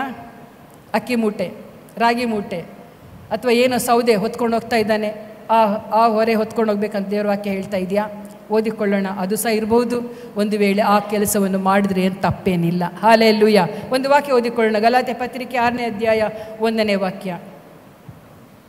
ಸಹೋದರರೇ, ನಿಮ್ಮಲ್ಲಿ ಯಾರಾದರೂ ಯಾವುದೋ ಒಂದು ದೋಷದಲ್ಲಿ ಸಿಕ್ಕಿದರೆ ಅಂಥವನನ್ನು ಆತ್ಮನಿಂದ ನಡೆಸಿಕೊಳ್ಳುವ ನೀವು ಶಾಂತ ಭಾವದಿಂದ ತಿದ್ದಿ ಸರಿ ಮಾಡಿರಿ. ಇಲ್ಲಿ ಇನ್ನೊಂದ್ಸಲ ಓದಿ ಅದನ್ನು. ಸಹೋದರರೇ, ನಿಮ್ಮಲ್ಲಿ ಯಾರಾದರೂ ಯಾವುದೋ ಒಂದು ದೋಷದ ಭಾರ. ಹಲ್ಲೆಲೂಯ. ಎಂಥದ ಭಾರ? ತಪ್ಪು ಮಾಡಿದ ನಿಮಿತ್ತವಾಗಿ ಸಂಕಟಕ್ಕೆ ಒಳಗಾದಂಥ ಒಬ್ಬ ಭಾರ. ಒಂದು ವೇಳೆ ಒಬ್ಬನು ಗೊತ್ತಿಲ್ಲದೆಯೋ ಏನೋ ಒಬ್ಬ ಕಳ್ಳನು ಏನೋ ಕದ್ದು ಜೈಲಿಗೆ ಹೋಗಿರ್ತಾನೆ. ಅಂಥವನ ವಿಷಯದಲ್ಲಿ ನಾವೇನು ಮಾಡಬೇಕು? ಅವನಿಗೋಸ್ಕರ ಪ್ರಾರ್ಥನೆ ಮಾಡೋದಾಗಲಿ, ಅವನಿಗೆ ಬಿಡಿಸಿಕೊಂಡು ಬರುವಂಥ ಒಂದು ವ್ಯವಸ್ಥೆಯನ್ನಾಗಲಿ ನಾವು ಏನು ಮಾಡಬೇಕು? ಮಾಡುವುದೇ ಅದೇ ಒಬ್ಬನ ಭಾರವನ್ನು ನಾವು ಹೊರುವಂಥದ್ದು. ಒಬ್ಬ ದೋಷದಲ್ಲಿ ಸಿಕ್ಕಿಕೊಂಡಿದ್ದಾನೆ, ಗೊತ್ತಿದ್ದೋ ಗೊತ್ತಿಲ್ಲದ ದೋಷದಲ್ಲಿ ಸಿಕ್ಕಿಕೊಂಡಿದ್ದಾನೆ. ಆ ದೋಷವನ್ನು ಅವನು ಮಾಡಿ ತಪ್ಪಿಗೆ ಅವನು ಅನುಭವಿಸ್ತಾ ಇದ್ದಾನೆ ಎಂಬುದಾಗಿ ಅಲ್ಲ. ನೀವು ನಿಮ್ಮಲ್ಲಿರುವಂಥ ಪ್ರೀತಿ, ಸಂತೈಸುವಿಕೆ, ಆಧರಣೆ ನಿಮ್ಮಲ್ಲಿರುವುದಾದರೆ ಅಂಥವನಿಗೋಸ್ಕರ ಏನು ಮಾಡಬೇಕು? ಪ್ರಾರ್ಥಿಸಬೇಕು. ಅಂಥವನನ್ನು ಹೇಗಾದರೂ ಬಿಡಿಸಿ ಕ್ರಿಸ್ತನ ಪ್ರೀತಿಯನ್ನು ಅವನಿಗೆ ತೋರಿಸಬೇಕೆಂಬುದೇ ಈ ವಾಕ್ಯದ ಅರ್ಥವಾಗಿದೆ. ಹಲ್ಲೆಲೂಯಾ. ಮುಂದೆ ಓದಿ ಸಿಸ್ಟರ್. ಅಂಥವನನ್ನು ಆತ್ಮನಿಂದ ನಡೆಸಿಕೊಳ್ಳುವ ನೀವು ಶಾಂತ ಭಾವದಿಂದ ತಿದ್ದಿ ಸರಿ ಮಾಡಿರಿ. ಅವನನ್ನು ಏನು ಮಾಡಬೇಕಂತೆ? ಅದಕ್ಕಿಂತ ವಿಶೇಷವಾಗಿ ಹೇಳುವಂಥ ಒಂದು ಮಾತೇನೆಂದರೆ, ಅಂಥವನನ್ನು ಬಿಡಿಸಿ ಕ್ರಿಸ್ತನ ಮಾರ್ಗದಲ್ಲಿ ನಡೆಸಿರಿ. ಹಲ್ಲೆಲೂಯಾ. ಆತನು ಕೂಡ ಮಾಡಿದ ತಪ್ಪನ್ನು ಅರ್ಥ ಮಾಡಿಕೊಂಡು ಪಶ್ಚಾತ್ತಾಪ ಪಟ್ಟು ಹಲ್ಲೆಲೂಯಾ ದೇವರ ಕಡೆಗೆ ತಿರುಗಿಕೊಳ್ಳುವಂಥ ಆ ಕಾರ್ಯಕ್ಕೆ ಶಾಂತ ಭಾವದಿಂದ ಅವನು ತಿದ್ದಿ ಸರಿಪಡಿಸಿ ಕ್ರಿಸ್ತನ ಮಾರ್ಗಕ್ಕೆ ನಡೆಸಿರಿ ಎಂಬುದೇ ಇದರ ಅರ್ಥ. ಒಬ್ಬರ ಭಾರ ಹೊರುವುದಂದ್ರೆ ಏನು? ಒಬ್ಬ ದೋಷಿಯಾಗಿ ನಡೆದರೆ ಅವನ ಕಷ್ಟಗಳಲ್ಲಿ ಪಾಲುಗಾರರಾಗಿರಿ, ಅವನನ್ನು ನರಕದಿಂದ ತಪ್ಪಿಸಿರಿ, ಅವನಲ್ಲಿರುವಂಥ ಕಷ್ಟಗಳಿಂದ ತಪ್ಪಿಸಿರಿ ಎಂಬುದೇ ಈ ವಾಕ್ಯದ ಅರ್ಥವಾಗಿದೆ. ಮಾತ್ರವಲ್ಲ, ಇಲ್ಲಿ ರೋಮಪತ್ರಿಕೆ 15ನೇ ಅಧ್ಯಾಯ 1ನೇ ವಾಕ್ಯ ಹೀಗೆ ಓದ್ತೇವೆ. ದೃಢವಾದ ನಂಬಿಕೆಯುಳ್ಳ ನಾವು ನಮ್ಮ ಸುಖವನ್ನು ಮಾತ್ರ ನೋಡಿಕೊಳ್ಳದೆ, ಒಬ್ಬ ಕ್ರೈಸ್ತ ವಿಶ್ವಾಸಿ ಏನು ಮಾಡಬೇಕಂತೆ? ತನ್ನ ಸುಖವನ್ನು ಮಾತ್ರ ನೋಡಿಕೊಳ್ಳದೆ. ಖುಷಿ ಆಗ್ತಾ ಇದೆಯಾ ಈ ಮಾತು? ಕಷ್ಟ ಆಗ್ತದಲ್ಲ ನೋಡಿ. ದೃಢವಿಲ್ಲದವರ ಅನುಮಾನಗಳನ್ನು ಸಹಿಸಿಕೊಳ್ಳಬೇಕು. ದೃಢವಿಲ್ಲದವರ ಅನುಮಾನಗಳನ್ನು ಸಹಿಸಿಕೊಳ್ಳಬೇಕು. ಮಾತ್ರವಲ್ಲ, ನಿಮ್ಮಲ್ಲಿ ಪ್ರತಿಯೊಬ್ಬನು ತನ್ನ ನೆರೆಯವನ ಹಿತವನ್ನು ಭಕ್ತಿವೃದ್ಧಿಯನ್ನು ಅಪೇಕ್ಷಿಸುವನಾಗಿ ಅವನ ಸುಖವನ್ನು ಕೂಡ ನಾವು ನೋಡಿಕೊಳ್ಳಬೇಕು. ಹಲ್ಲೆಲೂಯಾ. ನಮಗೆ ಸಾಧಾರಣ ಜಾಬ್ ಕೊಟ್ಟಿಲ್ಲ ಪ್ರಿಯರೇ, ನಮಗೆ ವಿಶೇಷವಾದ ಕೆಲಸ ಕೊಟ್ಟಿದ್ದಾನೆ. ಮತ್ತೊಬ್ಬನ ಸುಖವನ್ನು ನಾವು ನೋಡಿಕೊಳ್ಳೋರಾಗಿರಬೇಕು. ನಮ್ಮ ಸುಖ ಮಾತ್ರ ಅಲ್ಲ, ನಮ್ಮ ಸುಖ ಮಾತ್ರ ನೋಡಿಕೊಳ್ಳೋದಲ್ಲ, ಮತ್ತೊಬ್ಬರ ಸುಖವನ್ನು ನಾವು ನೋಡಿಕೊಳ್ಳೋರಾಗಿರಬೇಕು. ಮಾತ್ರವಲ್ಲ 1 ಕೊರಿಂಥ 10ನೇ ಅಧ್ಯಾಯ 25ನೇ ವಾಕ್ಯ ಹೀಗೆ ಹೇಳ್ತದೆ, ಪ್ರತಿಯೊಬ್ಬನು ತನ್ನ ಹಿತವನ್ನು ಚಿಂತಿಸದೆ ಪರರ ಹಿತವನ್ನು ಚಿಂತಿಸಲಿ ಎಂಬುದಾಗಿ ದೇವರ ವಾಕ್ಯ ಹೇಳ್ತದೆ. ಮಾತ್ರ 1 ಥೆಸಲೋನಿಕ ಪತ್ರಿಕೆ 5ನೇ ಅಧ್ಯಾಯ 15ನೇ ವಾಕ್ಯದಲ್ಲಿ ಹೀಗೆ ಓದ್ತೇವೆ, ಯಾವಾಗಲೂ ನೀವು ಒಬ್ಬರಿಗೊಬ್ಬರು ಹಿತವನ್ನು ಮಾಡಿಕೊಂಡಿರುವುದಲ್ಲದೆ ಎಲ್ಲರಿಗೂ ಹಿತವನ್ನೇ ಮಾಡಿರಿ ಎಂಬುದಾಗಿ ಅಲ್ಲಿ ಹೇಳಲ್ಪಟ್ಟಿದೆ. ಹಾಲೆಲೂಯ. ನಮ್ಮ ಸುಖ ಅಲ್ಲ, ನಮ್ಮ ಹಿತವಲ್ಲ, ಮತ್ತೊಬ್ಬರ ಸುಖ ಮತ್ತೊಬ್ಬರ ಹಿತವನ್ನು ನೋಡುವುದಕ್ಕಾಗಿ ನಮ್ಮನ್ನು ಆತನು ಕರೆದಿದ್ದಾನೆ. ಹಾಲೆಲೂಯ. ಇನ್ನೊಬ್ಬರಿಗೋಸ್ಕರ ನಮ್ಮನ್ನು ಆರಿಸಿಕೊಂಡಿದ್ದಾನೆ, ನಮಗೋಸ್ಕರ ಅಲ್ಲ ಪ್ರಿಯರೇ. ನಮ್ಮನ್ನು ಆಯ್ದುಕೊಂಡ ಮೇಲೆ ನಾವು ಮಾಡಲೇಬೇಕಾದಂಥ ಕೆಲಸಗಳನ್ನು ನಾವು ಮಾಡಲೇಬೇಕು, ಮತ್ತೊಬ್ಬರನ್ನು ಎಚ್ಚರಿಸಲೇಬೇಕು. ಹಾಲೆಲೂಯ. ದೇವರ ನಾಮಕ್ಕೆ ಸ್ತೋತ್ರವಾಗಲಿ. ಇಲ್ಲಿ ಅದೇ 1 ಕೊರಿಂಥ 10ನೇ ಅಧ್ಯಾಯ 13ನೇ ವಾಕ್ಯದಲ್ಲಿ ಹೀಗೆ ಓದ್ತೇವೆ, ನಾನಂತೂ ಸ್ವಪ್ರಯೋಜನಕ್ಕಾಗಿ ಚಿಂತಿಸದೆ ಮನುಷ್ಯರೆಲ್ಲರೂ ರಕ್ಷಣೆ ಹೊಂದಬೇಕೆಂಬುದೇ ಅವರ ಪ್ರಯೋಜನಕ್ಕಾಗಿ ಚಿಂತಿಸಿ ಎಲ್ಲರನ್ನು ಎಲ್ಲ ವಿಷಯಗಳಲ್ಲಿ ನಾನು ಮೆಚ್ಚಿಸುವನಾಗಿದ್ದೇನೆಂಬುದಾಗಿ ಪೌಲನು ಹೇಳ್ತಾನೆ. ಆತನು ಧೈರ್ಯವಾಗಿ ಹೇಳ್ತಾ ಇದ್ದಾನೆ, ಆತನು ನನ್ನನ್ನು ಕರೆದಿದ್ದಾನೆ, ಆತನು ನನ್ನ ಸ್ವಪ್ರಯೋಜನಕ್ಕಾಗಿ ನಾನು ಚಿಂತಿಸುವುದಿಲ್ಲ. ನನ್ನ ಚಿಂತನೆ ಯಾವುದಂದರೆ ಎಲ್ಲ ಮನುಷ್ಯರು ರಕ್ಷಣೆ ಹೊಂದಬೇಕು ಅಷ್ಟೇ. ಆ ರಕ್ಷಣೆ ಹೊಂದಬೇಕೆಂಬಂಥ ಚಿಂತನೆ ನಮಗಿದ್ದರೆ ಕಷ್ಟ ಕಾಲದಲ್ಲಿರುವಂಥ ಜನರನ್ನು, ಸಹೋದರರನ್ನು, ನಮ್ಮ ಸಹೋದರಿಗಳನ್ನು ನಾವೇನು ಮಾಡ್ತೇವೆ? ನಾವು ಯಾವ ರೀತಿಯಲ್ಲಾದರೂ ಅವರನ್ನು ಸತ್ಕರಿಸಿ ಅವರಿಗೆ ಬೇಕಾದನ್ನು ಕೊಟ್ಟು ತಾಳ್ಮೆಯಿಂದ ಅವರನ್ನು ತಿದ್ದಿ ಸರಿಪಡಿಸಿ ಆಲಯಕ್ಕೆ ಬರಮಾಡಿ ಅವರನ್ನು ದೇವರ ಮಾರ್ಗಕ್ಕೆ ನಡೆಸಿ, ನಮ್ಮ ಉದ್ದೇಶ ಏನು? ಒಂದು ಮನುಷ್ಯರಾದರೂ ನಾಶವಾಗುವುದರಲ್ಲಿ ನಾವು ಚಿಂತೆ ಪಡದೆ ನಮ್ಮ ಚಿಂತನೆ ಏನಾಗಿರಬೇಕು? ಎಲ್ಲ ಮನುಷ್ಯರು ರಕ್ಷಣೆ ಹೊಂದಬೇಕೆಂಬುದೇ ನಮ್ಮ ಆಲೋಚನೆ ಆಗಿದ್ದರೆ ನಾವು ಈ ಕಾರ್ಯಗಳನ್ನು ಮಾಡಲಿಕ್ಕೆ ನಮಗೆ ಶಕ್ತಿ ಸಾಕಾಗ್ತದೆ. ಹಾಲೆಲೂಯ. ಅದಿಲ್ಲದಿದ್ದರೆ ಈ ಕಾರ್ಯಗಳನ್ನು ಮಾಡಲಿಕ್ಕೆ ನಮಗೆ ಸಾಧ್ಯವೇ ಇಲ್ಲ. ಹಾಲೆಲೂಯ. ದೇವರ ನಾಮಕ್ಕೆ ಸ್ತೋತ್ರವಾಗಲಿ. ಎಲ್ಲ ಮನುಷ್ಯರು ರಕ್ಷಣೆ ಹೊಂದಬೇಕೆಂಬುದು ಅವರ ಪ್ರಯೋಜನಕ್ಕಾಗಿ ಚಿಂತಿಸಿ ಎಲ್ಲರನ್ನು ಎಲ್ಲ ವಿಷಯಗಳಲ್ಲಿ ನಾನು ಮೆಚ್ಚಿಸುವ ಆಗಿದ್ದೇನೆಂಬುದಾಗಿ ಪೌಲನು ಹೇಳ್ತಾನೆ. ದೇವರ ನಾಮಕ್ಕೆ ಸ್ತೋತ್ರ. ಈ ಎಲ್ಲ ಕಾರ್ಯಗಳು ಮಾಡುವುದರಿಂದ ನಾವು ದೇವರಿಗೆ ಮೆಚ್ಚುಗೆಯುಳ್ಳವರಾಗ್ತೇವೆ. ದೇವರ ನಾಮಕ್ಕೆ ಸ್ತೋತ್ರ. ಮಾತ್ರವಲ್ಲ, ಒಬ್ಬ ಮನುಷ್ಯನ ಭಕ್ತಿ ಒಂದು ವೇಳೆ ಕುಂದಿ ಹೋಗಿದ್ದರೆ ಆ ಭಕ್ತಿಯನ್ನು ಕೂಡ ವೃದ್ಧಿಪಡಿಸಬೇಕೆಂಬುದಾಗಿ ದೇವರ ವಾಕ್ಯ ಹೇಳ್ತದೆ. 1 ಥೆಸಲೋನಿಕ 5ನೇ ಅಧ್ಯಾಯ 1ನೇ ವಾಕ್ಯ ಹೀಗೆ ಓದ್ತೇವೆ, ಒಬ್ಬರ ಭಕ್ತಿಯನ್ನೊಬ್ಬರು ವೃದ್ಧಿಪಡಿಸಿರಿ, ಒಬ್ಬರನ್ನೊಬ್ಬರು ಸಂತೈಸಿಕೊಳ್ಳುತ್ತಾ ಒಬ್ಬರ ಭಕ್ತಿಯನ್ನೊಬ್ಬರು ವೃದ್ಧಿಪಡಿಸುತ್ತಾ ಇರಿ. ಬಿದ್ದು ಹೋಗಿದ್ದಾನ, ಆತ್ಮಿಕವಾಗಿ ಬಿದ್ದು ಹೋಗಿದ್ದಾನ, ಅವನನ್ನು ಭಕ್ತಿಯಲ್ಲಿ ವೃದ್ಧಿಪಡಿಸಬೇಕಾದ ನಮ್ಮ ಕೆಲಸ. ಹಾಲೆಲೂಯ. ಬಿದ್ದು ಹೋದವರನ್ನು ಮೇಲಕ್ಕೆತ್ತುವಂಥದ್ದು ನಮ್ಮ ಕೆಲಸ. ಹಾಲೆಲೂಯ.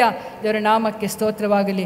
ಮಾತ್ರವಲ್ಲ, ಇಬ್ರಿ ಪತ್ರಿಕೆ 10ನೇ ಅಧ್ಯಾಯ 24ನೇ ವಾಕ್ಯದಲ್ಲಿ ಹೀಗೆ ಓದ್ತೇವೆ, ನಾವು ಪರಸ್ಪರ ಹಿತಚಿಂತಕರಾಗಿದ್ದು ಪ್ರೀತಿಸುತ್ತಿರಬೇಕೆಂತಲೂ ಸತ್ಕಾರ್ಯ ಮಾಡುತ್ತಿರಬೇಕೆಂತಲೂ ಒಬ್ಬರನ್ನೊಬ್ಬರು ಪ್ರೀತಿಸೋಣ ಎಂಬುದಾಗಿ ದೇವರ ವಾಕ್ಯ ಹೇಳ್ತದೆ. ಏನಂತೆ? ಒಬ್ಬರನ್ನೊಬ್ಬರಿಗೆ ಪರಸ್ಪರ ಹಿತಚಿಂತಕರಾಗಿರಬೇಕಂತೆ, ಪ್ರೀತಿಸುತ್ತಿರಬೇಕು, ಸತ್ಕಾರ್ಯ ಮಾಡುತ್ತಿರಬೇಕು. ಹಾಲೆಲೂಯ. ಇದೆಲ್ಲವೂ ನಮಗೆ ಕೊಟ್ಟ ಜಾಬ್ ಪ್ರಿಯರೇ. ಇದು ಪರಲೋಕ ರಾಜ್ಯದಲ್ಲಿ ಸುಮ್ಮನೆ ನಮಗೆ ಇಟ್ಟಿರುವಂಥ ಬಹುಮಾನ ನಮಗೆ ಸುಮ್ಮನೆ ಕೊಡುವುದಿಲ್ಲ. ನಿದ್ರೆ ಮಾಡ್ತಿದ್ರೆ ನಮಗೆ ಕೊಡುವುದಿಲ್ಲ, ಸೋಮಾರಿಗಳಾಗಿದ್ದರೆ ನಮಗೆ ಕೊಡುವುದಿಲ್ಲ, ಹಾಲೆಲೂಯ, ಅಲಸರಾಗಿದ್ದರೆ ನಮಗೆ ಕೊಡುವುದಿಲ್ಲ, ದೇವರ ಸಾನ್ನಿಧ್ಯವನ್ನು ನಾವು ಅಲಕ್ಷ್ಯ ಮಾಡ್ತಾ ಇದ್ದರೆ ನಮಗೆ ಸಿಕ್ಕುವುದಿಲ್ಲ. ಇದೆಲ್ಲವನ್ನು ನಾವು ನೆರವೇರಿಸಲೇಬೇಕು. ಹಾಲೆಲೂಯ. ಏನು ಹೇಳ್ತಿದ್ದೀಲಿ? ನೀವು ಪರಸ್ಪರ ಹಿತಚಿಂತಕರಾಗಿದ್ದು ಪ್ರೀತಿಸುತ್ತಿರಬೇಕೆಂತಲೂ ಸತ್ಕಾರ್ಯ ಮಾಡುತ್ತಿರಬೇಕೆಂತಲೂ ಒಬ್ಬರನ್ನೊಬ್ಬರು ಪ್ರೇರೇಪಿಸಿರಿ. ಹಾಲೆಲೂಯ. ಮಾತ್ರವಲ್ಲ, ಬಹಳ ಸುಂದರವಾದ ಇನ್ನು ಕಡೆದೊಂದು ಆಜ್ಞೆ ಇದೆ. ಏನಂದರೆ, ಒಬ್ಬರಿಗೋಸ್ಕರ ಒಬ್ಬರು ಪ್ರಾರ್ಥಿಸಿರಿ. ಹಾಲೆಲೂಯ. ಒಬ್ಬರಿಗೋಸ್ಕರ ಒಬ್ಬರು ಪ್ರಾರ್ಥಿಸಿರಿ. ದೇವರ ನಾಮಕ್ಕೆ ಸ್ತೋತ್ರ. ಇಲ್ಲಿ ಯಾಕೋಬ ಪತ್ರಿಕೆ 5ನೇ ಅಧ್ಯಾಯ 16ನೇ ವಾಕ್ಯ ಹೀಗೆ ಓದ್ತೇವೆ, ಹೀಗಿರಲು ನೀವು ಸ್ವಸ್ಥವಾಗಬೇಕಾದರೆ ನಿಮ್ಮ ಪಾಪಗಳನ್ನು ಒಬ್ಬರಿಗೊಬ್ಬರು ಅರಿಕೆ ಮಾಡಿಕೊಂಡು ಒಬ್ಬರಿಗೋಸ್ಕರ ಒಬ್ಬರು ದೇವರನ್ನು ಪ್ರಾರ್ಥಿಸಿರಿ. ಬಹಳ ಸುಂದರವಾದ ಒಂದು ಮಾತು. ಪ್ರಾರ್ಥನಾ ಜೀವಿತ ನಮ್ಮಲ್ಲಿ ಇರಬೇಕು. ಯಾರಿಗೋಸ್ಕರ? ನನಗೋಸ್ಕರಕ್ಕಿಂತಲೂ ಹೆಚ್ಚಾಗಿ ಮತ್ತೊಬ್ಬರಿಗೋಸ್ಕರ ಪ್ರಾರ್ಥನೆ ಮಾಡುವರಾಗಿರಬೇಕು. ಹೇಗೆ ಪ್ರಾರ್ಥನೆ ಮಾಡಬೇಕು? ಒಂದು ವೇಳೆ ನಿಮ್ಮ ಪಾಪಗಳನ್ನು ಒಬ್ಬರಿಗೊಬ್ಬರು ಅರಿಕೆ ಮಾಡಿ, ನಿನ್ನಿಂದ ಅವನಿಗೆ ಏನಾದರೂ ನೋವಾಗಿದೆಯಾ, ನಿನ್ನಿಂದ ಅವನು ಆತ್ಮಿಕವಾಗಿ ಬಿದ್ದು ಹೋಗಿದ್ದಾನೋ, ಅಂಥ ಸಮಯದಲ್ಲಿ ನೀವು ತಿಳ್ಕೊಂಡರೆ ನನ್ನಿಂದ ಇಂಥ ಪರಿಸ್ಥಿತಿ ಆಯ್ತಲ್ಲ, ಇಂಥ ರೀತಿಯಾಗಿ ನನ್ನ ಜೀವಿತದ ಮೂಲಕ ಈ ಒಂದು ಆತ್ಮ ಆಲಯಕ್ಕೆ ಬರ್ತಾ ಇಲ್ವಲ್ಲ ಎಂಬುದಾಗಿ ಯೋಚನೆ ನಿಮ್ಮಲ್ಲಿ ಇರುವುದಾಗಿದ್ದರೆ ಅಂಥವರ ಸಂಗಡ ನೀವು ಹೋಗಬೇಕು. ಏನು ಮಾಡಬೇಕಂದ್ರೆ ನಿಮ್ಮ ಪಾಪಗಳನ್ನು ಒಬ್ಬರಿಗೊಬ್ಬರು ಅರಿಕೆ ಮಾಡಿಕೊಂಡು ಒಬ್ಬರಿಗೋಸ್ಕರ ಒಬ್ಬರು ದೇವರನ್ನು ಪ್ರಾರ್ಥಿಸಿರಿ ಎಂಬುದಾಗಿ ಬರೆಯಲ್ಪಟ್ಟಿದೆ. ಹಾಲೆಲೂಯ. ಮಾತ್ರವಲ್ಲ, ಮಲಾಕಿ 2:10 ಓದ್ತೇವೆ, ನಾವು ಯಾರಿಗೂ ದ್ರೋಹ ಮಾಡದೇ ಇರಬೇಕೆಂಬುದಾಗಿ ದೇವರ ವಾಕ್ಯ ಹೇಳ್ತದೆ. ಯಾರಿಗೂ ದ್ರೋಹ ಮಾಡದೇ ಇರಬೇಕು, ತಪ್ಪು ಮಾಡದೇ ಇರಬೇಕು, ಪಾಪಕ್ಕೆ ಸಿಲುಕಿಸದೇ ಇರಬೇಕೆಂಬುದಾಗಿ ದೇವರ ವಾಕ್ಯ ಓದ್ತದೆ. ಹಾಲೆಲೂಯ. ಓದಿಸಿದ್ರೆ ಮಲಾಕಿ 2:10. ನಮ್ಮೆಲ್ಲರಿಗೂ ಒಬ್ಬನೇ ತಂದೆಯಷ್ಟೇ, ಒಬ್ಬನೇ ದೇವರು ನಮ್ಮನ್ನು ಸೃಷ್ಟಿಸಿದನಲ್ಲ. ಹೀಗಿರಲು ನಾವು ಒಬ್ಬರಿಗೊಬ್ಬರು ದ್ರೋಹ ಮಾಡಿ ದೇವರು ನಮ್ಮ ಪಿತೃಗಳೊಂದಿಗೆ ಮಾಡಿಕೊಂಡ ಒಡಂಬಡಿಕೆಯನ್ನು ಭಂಗಪಡಿಸುವುದೇಕೆ? ಯಾಕೆ ಭಂಗಪಡಿಸ್ತೀರಾ? ದೇವರು ನಮಗೆ ಕೊಟ್ಟ ಒಡಂಬಡಿಕೆಯನ್ನು ಯಾಕೆ ಭಂಗಪಡಿಸ್ತೀರಾ? ಒಬ್ಬರಿಗೊಬ್ಬರು ದ್ರೋಹ ಮಾಡದೇ ಇರೋಣ, ಪ್ರೀತಿಸೋಣ, ಒಬ್ಬರಿಗೆ ಮೋಸ ದ್ರೋಹಗಳು ಮಾಡದೆ ನಾವು ಜೀವಿಸೋಣ ಎಂಬುದಾಗಿ ದೇವರ ವಾಕ್ಯ ನಮ್ಮನ್ನು ಎಚ್ಚರಿಸಿದೆ. ಮಾತ್ರವಲ್ಲ, ಒಬ್ಬರನ್ನೊಬ್ಬರು ವಂದಿಸಿರಿ ಎಂಬುದಾಗಿ ದೇವರ ವಾಕ್ಯ ಹೇಳ್ತದೆ. ಹಾಲೆಲೂಯ. ಏನು ಮಾಡಬೇಕಂತೆ? ವಂದಿಸಬೇಕು. ಹಾಲೆಲೂಯ. ಹೇಗೆ ಒಂದು ವಾಕ್ಯ ಓದಿಕೊಳ್ಳೋಣ. 2 ಕೊರಿಂಥ 13:12 ವಾಕ್ಯ. 1 ಕೊರಿಂಥ 13:12 ವಾಕ್ಯ. ಹೇಗೆ ವಂದಿಸಬೇಕು?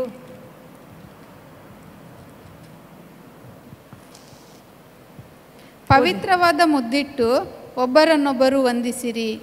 ಕೊರೋನಾ ಬಂದ ನಂತರ ನಾವು ಕರ್ತನ ಭೋಜನದ ಆದ ನಂತರ ತಿಂಗಳಿಗೆ ಒಂದು ಸಲ ಏನೇನು ಮಾಡ್ತೀವಿ, ಸ್ತ್ರೀಯರು ಅಪ್ಪಿಕೊಂಡು ನಾವು ಮುದ್ದಿಸ್ತಾ ಇದ್ವಿ. ಕೊರೋನಾ ಬಂದ ನಂತರ ಏನಾಯಿತು? ಒಬ್ಬರಿಗೊಬ್ಬರು ವಂದಿಸೋದು ಸ್ಟಾಪ್ ಆಯಿತು. ಯಾಕಂದರೆ ಕೊರೋನಾ ಅಂಟ್ಕೊಳ್ತದೆ ಅಂತ. ಹಾಲೆಲೂಯ. ಆದರೆ ದೇವರ ವಾಕ್ಯ ಏನು ಹೇಳ್ತದೆ ಇಲ್ಲಿ? ಪವಿತ್ರವಾದ ಮುದ್ದಿಟ್ಟು ಒಬ್ಬರನ್ನೊಬ್ಬರು ವಂದಿಸಿರಿ. ಸಹೋದರರನ್ನು ವಂದಿಸಬೇಕು, ಸಹೋದರಿಯರನ್ನು ವಂದಿಸಬೇಕೆಂಬುದು ದೇವರ ವಾಕ್ಯ ಹೇಳ್ತದೆ. ಅದನ್ನು ಕೂಡ ನಾವು ಜನರಿಗೆ ಕಲಿಸುವಂಥದ್ದಾಗಿದೆ. ಹಾಲೆಲೂಯ. ಮಾತ್ರ 1 ಥೆಸಲೋನಿಕ 5:25 ಹೀಗೆ ಓದ್ತೀವಿ, ಸಹೋದರರೇ ನಮಗೋಸ್ಕರ ಪ್ರಾರ್ಥನೆ ಮಾಡಿರಿ, ಪವಿತ್ರವಾದ ಮುದ್ದಿಟ್ಟು ಸಹೋದರರನ್ನು ವಂದಿಸಿರಿ. ಹಾಲೆಲೂಯ. ಇಲ್ಲಿ ಒಬ್ಬರಿಗೊಬ್ಬರು ವಂದಿಸಬೇಕೆ. ಪುನಃ ಇಲ್ಲಿ ಎಚ್ಚರಿಕೆ ಮಾತನ್ನು ಕೊಡ್ತಾ ಇದೆ. ಈ ಪತ್ರಿಕೆಯನ್ನು ಸಹೋದರೆಲ್ಲರಿಗೂ ಓದಿ ಹೇಳಬೇಕೆಂದು ನಿಮಗೆ ಕರ್ತನ ಆಣೆ ಇಡುತ್ತೇನೆ. ಹಾಲೆಲೂಯ. ಇದು ಎಚ್ಚರಿಸಬೇಕಿದೆಲ್ಲ ವಿಷಯಗಳು. ಹಾಲೆಲೂಯ. ಸಹೋದರ ಸ್ನೇಹ, ಸಹೋದರಿಯರ ಸ್ನೇಹ ನಮಗೆ ಬಹಳ ಅಗತ್ಯವಾಗಿದೆ. ಕರ್ತನನ್ನು ಪ್ರೀತಿಸುವುದು, ಒಬ್ಬರನ್ನೊಬ್ಬರು ಪ್ರೀತಿಸುವಂಥದ್ದು ಹೇಗೆ ತೋರಿಸ್ತೇವೆ? ಒಬ್ಬರನ್ನೊಬ್ಬರು ಮುದ್ದಿಟ್ಟು ನಾವು ಏನು ಮಾಡಬೇಕು? ವಂದಿಸೋರಾಗಿರಬೇಕು. ದೇವರ ನಾಮಕ್ಕೆ ಸ್ತೋತ್ರ. 1 ಪೇತ್ರನ 5:14 ಹೀಗೆ ಓದ್ತೀವಿ, ನನ್ನ ಮಗನಾದ ಮಾರ್ಕನು ಸಹ ಒಂದನ್ನೇ ಹೇಳುತ್ತಾನೆ, ಪ್ರೀತಿಯಿಂದ ಮುದ್ದಿಟ್ಟು ಒಬ್ಬರನ್ನೊಬ್ಬರು ವಂದಿಸಿರಿ. ಹಾಲೆಲೂಯ. ಮಾರ್ಕನು ಆತನ ಸುವಾರ್ಥ ಸೇವೆಯಲ್ಲಿ ಆತನಿರುವಾಗ ಆತನು ಸಭೆಗೆ ಬರೆಯುವಂಥ ಒಂದು ವಿಷಯ ಏನಂದರೆ, ಇಲ್ಲಿ ಪ್ರೀತಿಯಿಂದ ಮುದ್ದಿಟ್ಟು ಒಬ್ಬರನ್ನೊಬ್ಬರು ವಂದಿಸಿರಿ ಎಂಬುದಾಗಿ. ದೇವರ ನಾಮಕ್ಕೆ ಸ್ತೋತ್ರ. ಅನೇಕ ವಿಷಯಗಳ ಬಗ್ಗೆ ನಿಮಗೆ ನಾನು ತಿಳಿಸಿದ್ದೇನೆ. ನಾವು ಎಚ್ಚರಿಕೆ ಉಳ್ಳವರಾಗಿರೋಣ. ನಾವು ಕೂಡ ಮತ್ತೊಬ್ಬರನ್ನು ಎಚ್ಚರಿಸೋಣ. ದೇವರ ರಾಜ್ಯದ ಆ ಪ್ರಸಿದ್ಧಿ ನಮ್ಮ ಕೈಯಲ್ಲಿದೆ. ದೇವರ ಆ ಪರಲೋಕ ರಾಜ್ಯಕ್ಕಾಗಿ ಅನೇಕರನ್ನು ನಾವು ದೇವರ ಸಾನ್ನಿಧ್ಯಕ್ಕೆ ನಡೆಸುವರಾಗಿರೋಣ. ದೇವರ ನಾಮಕ್ಕೆ ಸ್ತೋತ್ರವಾಗಲಿ. ಬರೀ ಕೈಯಲ್ಲಿ ನಾವು ಹೋದರೆ ನಮಗೆ ಯಾವ ಪ್ರತಿಫಲ ಸಿಕ್ಕುವುದಿಲ್ಲ. ನಿಮ್ಮ ನಡತೆಗೆ ತಕ್ಕ ಹಾಗೆ ಆತನು ಪ್ರತಿಫಲವನ್ನು ಕೈಯಲ್ಲಿ ಹಿಡುಕೊಂಡು ಆತನು ಕಾಯ್ತಾ ಇರ್ತಾನೆ. ನಾವು ಮಾಡುವಂಥ ಸುಕೃತ್ಯಗಳಿಗೆ ತಕ್ಕ ಹಾಗೆ ಆತನು ಪ್ರತಿಫಲವನ್ನು ಆತನು ಕೊಡುವನಾಗಿದ್ದಾನೆ. ದೇವರ ನಾಮಕ್ಕೆ ಸ್ತೋತ್ರವಾಗಲಿ. ಈ ಮಾತುಗಳ ಮೂಲಕ ನಮ್ಮನ್ನು ಎಚ್ಚರಿಸಿದ್ದಾನೆ, ಬಲಪಡಿಸಿದ್ದಾನೆ ಎಂಬುದನ್ನು ನಂಬುತ್ತೇನೆ. ದೇವರು ನಿಮ್ಮನ್ನು ಆಶೀರ್ವದಿಸಿ.